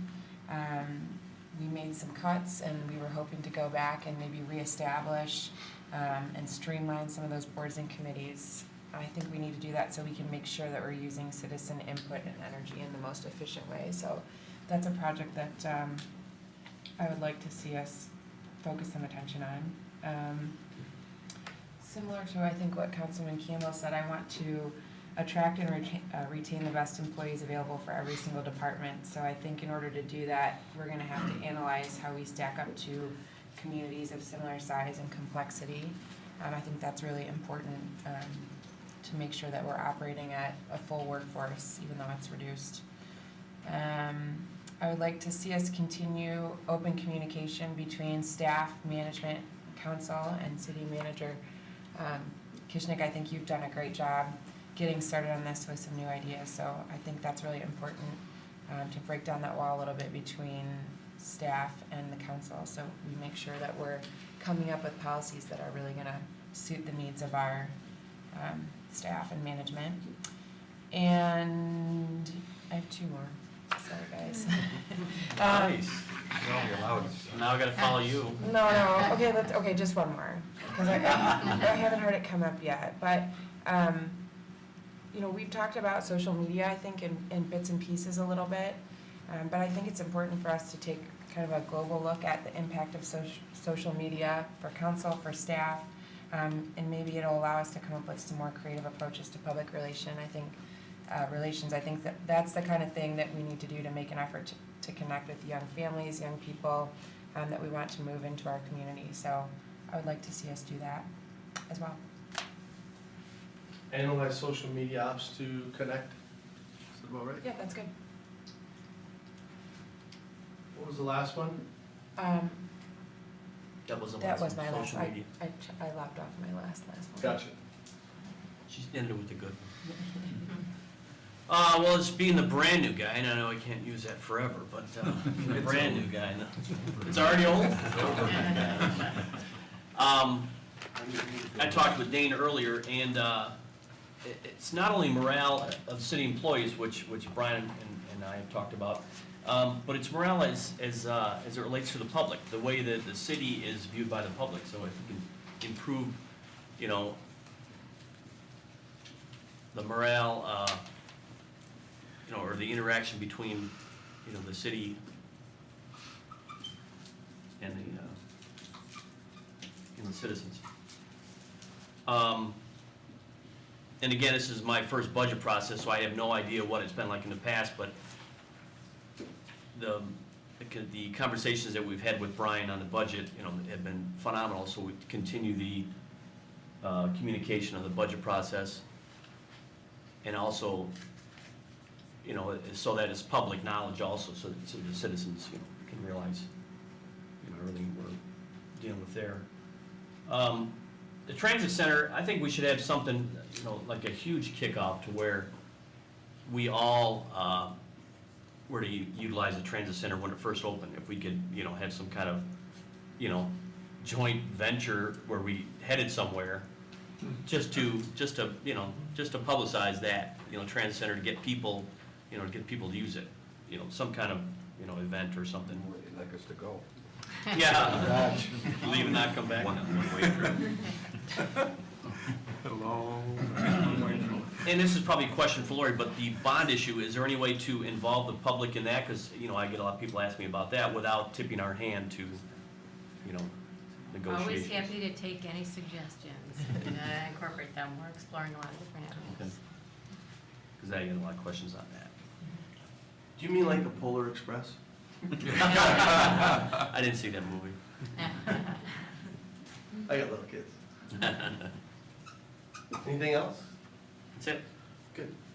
Did you want me to say something on the bonds there, or?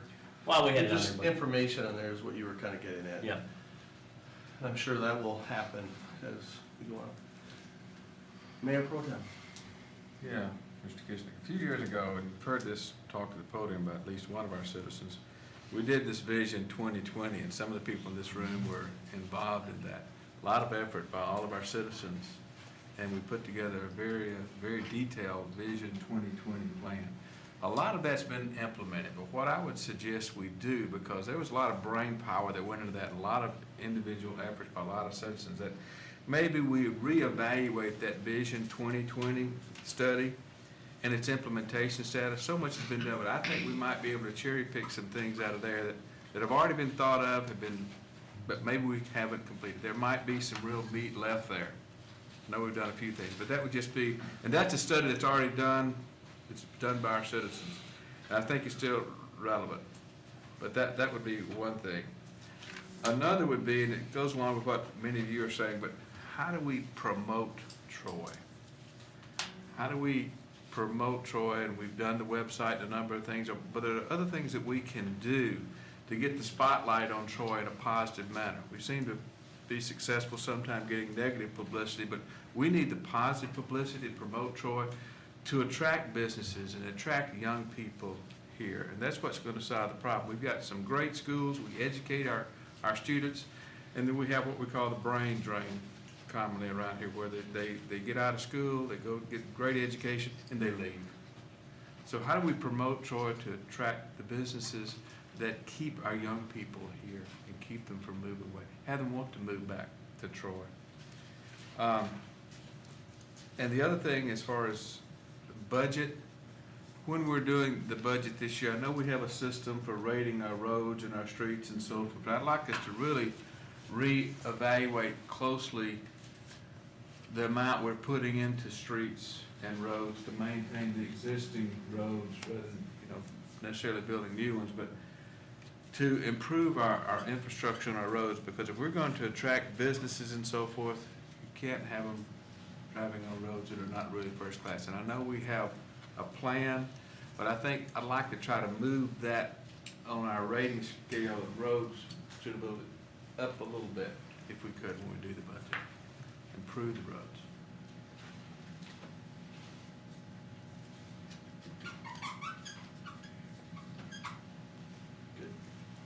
Another one? That's it. Did anybody not say theirs that they wanted to say that they thought of after the fact?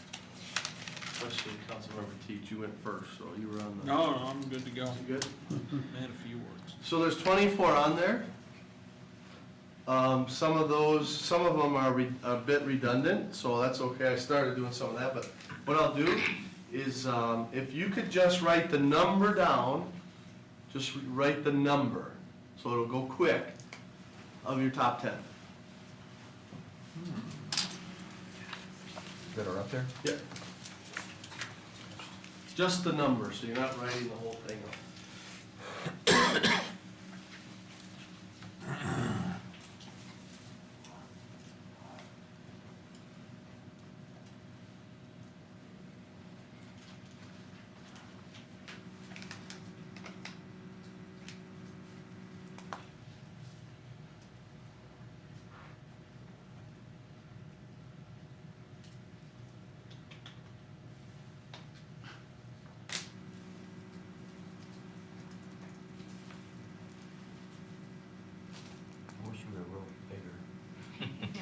You need me to read for them? Should hit spell check. There's no spelling. Because if there are, I scribble, so you can't tell.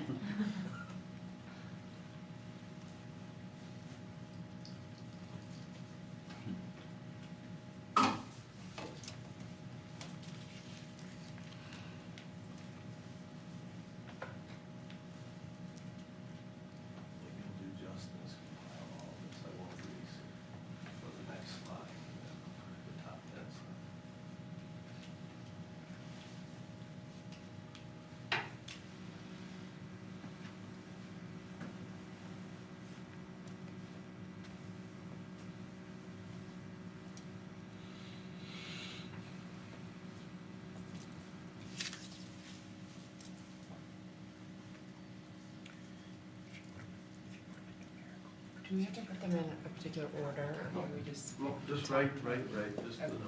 Okay.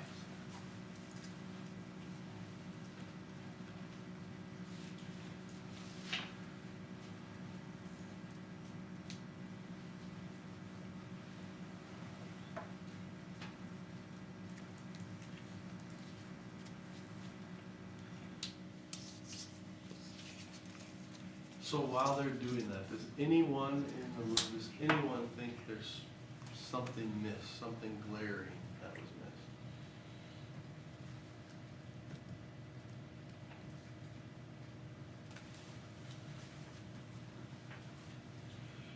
The only thing I can think of is maybe recognizing the change of the aging population. I don't know. That's the only one thing that, Demographics. yeah, well, just, there's, it's important. It's to that level.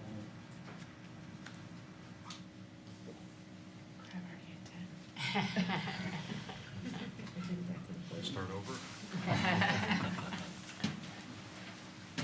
No, it was a good one, right? It's to at least recognize as you go through the year. Is everybody at 10? It kind of goes along with 23 though, so if you get 23. Yeah, I know. No, mine was opposite, the older population, because we're going into unprecedented terms. Oh. So many Yeah, his was the younger people. I agree with you. Old people. Oh. Like I go look at houses, I say, well, are there kids in the neighborhood? They say, well, there were, they're all moved out. You have a computer? No. You got a lot of my speeches. that last one? Recognize the demographics. Okay. Demo is what I put, just to abbreviate. Unless he scribbled that one. Demographics is not easy to spell. I was trying to get out of the way. You scribbled that because Mark gave that one. Rack got 9. I got it. Everybody good? Maureen, do you have 10? Oh, yeah, I've done, I'm trying to ask one, but you can get started. Councilmember Henderson, go ahead. Give me the numbers. 18. Oh, we're not gonna go in order? Well, that's what I said. It's gonna be a lot easier. Well, yeah, just Put it down in order. You could quickly. Go ahead. Number 8. You're gonna bounce around a little bit. Wow. Go ahead. 10. 11. 13. 14. 16. 23. 21. And 19.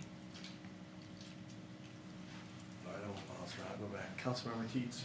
23 and 19 the same. 23 is promote Troy so that we don't have young people moving away. Brain drain. 19 is public's perception of the city, improve the perception overall. Okay. Like when we met with the business owners last week, one of the things they said is find your unique story, because Troy has a great story. Get it out there. You need to get the positive image. Because, you know, all the negative's going to be there regardless, you know, but get your unique story out there because it is a great place. And that was a business owner who's fairly significant. 22, 24,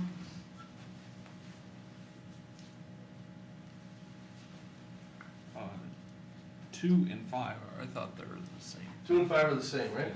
2 and 5. 19, 13. Sorry? 13. Okay. 23. 11. 1. 3 and 4 seem like they're the They same. are. 10 is the last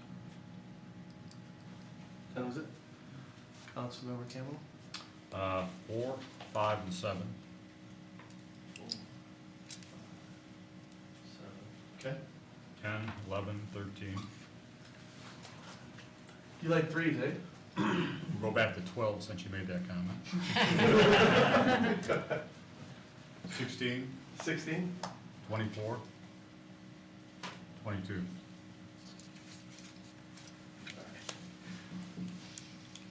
Mayor. I'll try to go in order. 1,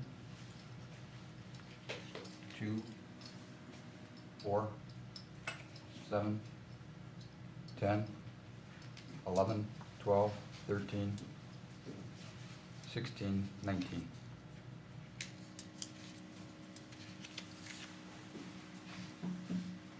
Councilmember McGinnis. 11. And then I had 5, 16, and 2 are kind of all the same to me, so whichever one everybody. 5? Yeah, I did too. Oh, yeah. 16 goes with 2 and 5. I think. Okay, yeah. So I And think what was it? 2? Yes, gotcha. Whichever one, I guess. So that was is- 1. Yeah, that's just one, but, 22. 8. 15. 12. 18. 23. 4. And 25, actually. All right. Yeah, I gave 16 the axe because I thought it was the same as 2 and 5. It is. So I just put it with 2 or 5. You want one of those? I thought that was the same. It is. Okay. So that's 1. Mhm. 7. 1. 21. 11, 17, 18, 19, and 23.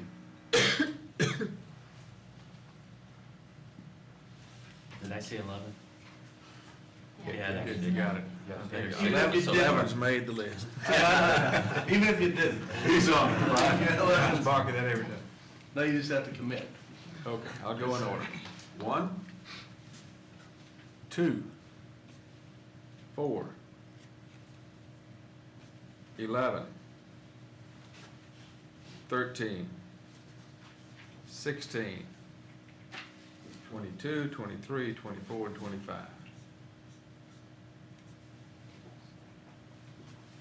All right, so what were the numbers of the,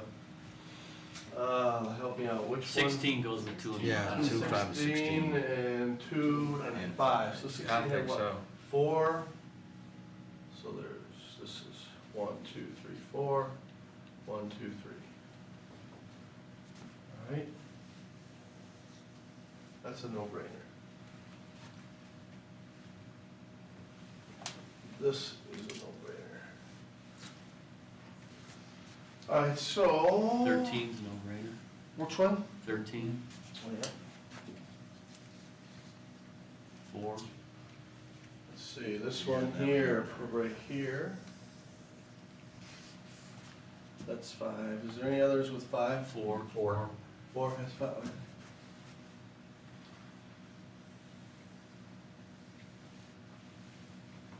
Now there's a lot with 4. How many is that? 1, 2, 3, 4, 5. So 6, 7, 8, 9. So all the 4s make it. 1, 2,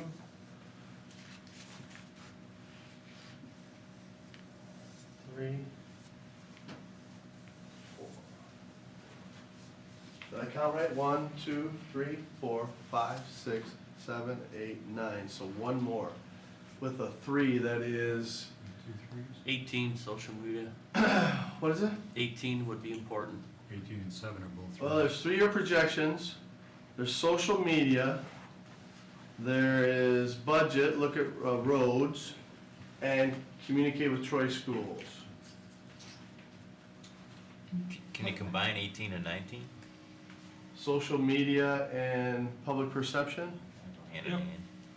Social media is a tactic. Well, use, a way to get to it. Right. It's a tactic to the strategy.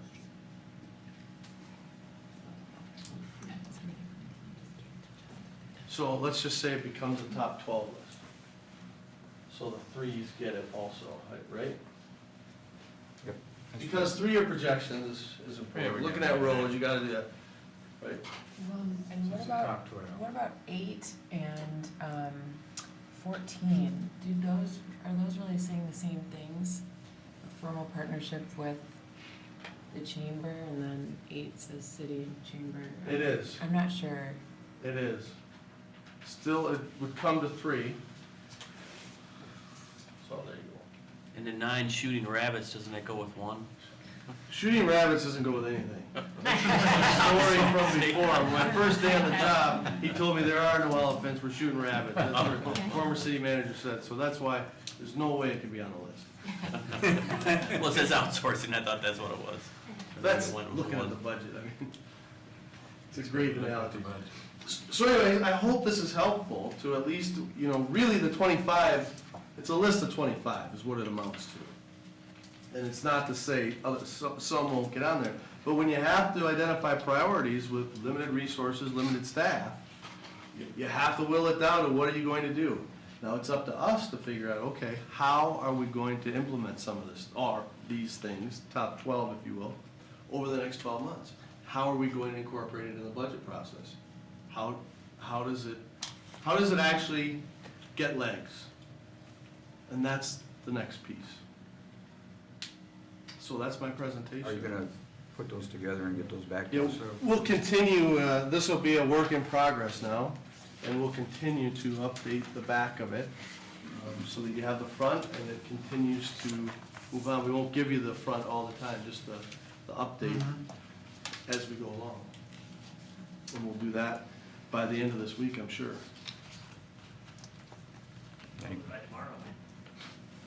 Keep the cards? Keep your cards. I got the information. Well, you didn't go over, what did you think about the initial shock on the capital improvement? What do you mean by that? Well, I think it's a new process, and it's a lot of work for some departments, engineering in particular, because they have so many capital projects. Oh, okay. They haven't done heretofore. So getting up to speed and getting the information into this. But they've been really good to work with because they're engineers, right? That's their world. They realize how important that is. Public works thing. Check back on the morale portion then, eh? It's a big issue. It's a big issue overall, citywide. Morale is. Everywhere I go. Any other questions? We're adjourned. Thank you.